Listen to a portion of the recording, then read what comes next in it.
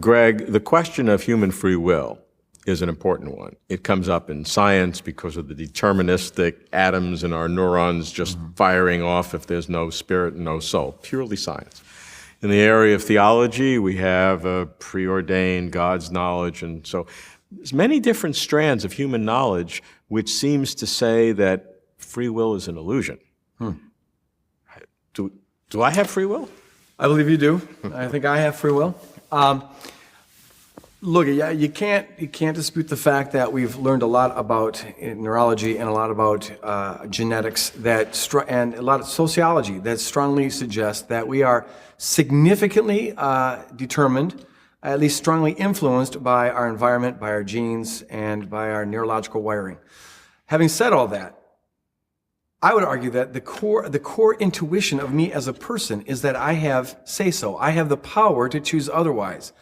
I can right now raise my hand or not.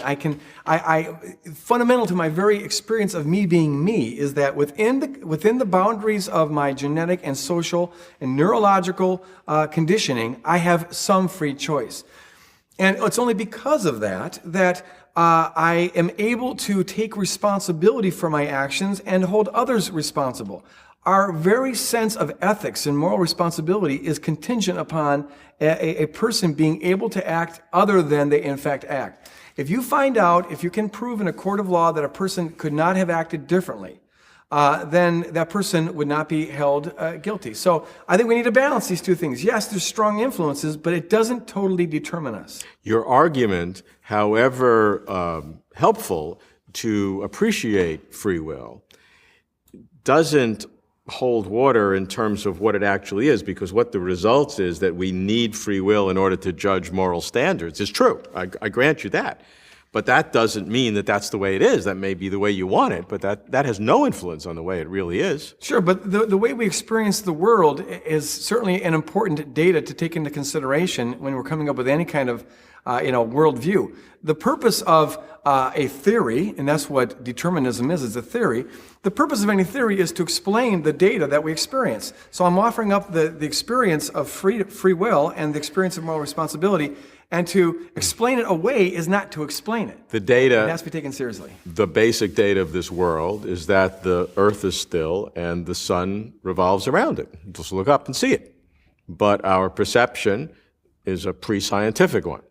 But once we understand how the brain works and how neurons communicate with each other, the fact that you wanted to raise your hand before and decided to do it or didn't, that was just some individual sequence of neurons that just happened to go one way rather than another. So that argument would work if it could be shown that our experience of freedom and moral responsibility is strictly phenomenological, which means it's just an appearance. And I've never seen any arguments that show that our genes or social environment or neurons are utterly determinative of who we are, and therefore that our experience of freedom is simply phenomenological. Yes, we're strongly conditioned, but it hasn't convinced me that my experience is in fact off. Not only that, but I would argue that our experience of moral responsibility and our experience of being able to choose differently, that it is more foundational to us as a datum of experience than our experience of the earth standing still. It has more than an appearance quality to it. It's intrinsic to who we are. And therefore, it would take a lot more evidence to undermine it. But I want to say one other thing, because this is, I think, one of the strongest arguments.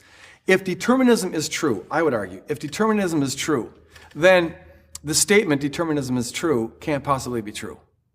Because if determinism is true, if physical determinism is true, then everything I'm saying right now is simply a chemical reaction. And chemical reactions can't be true or false.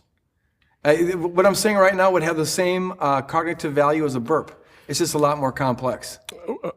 I'm not sure of that argument, but let me ask this. Do you need some non-physical factor, a soul, a spirit, call it what you will, in order to convert the apparent determinism of the physical world into your free will?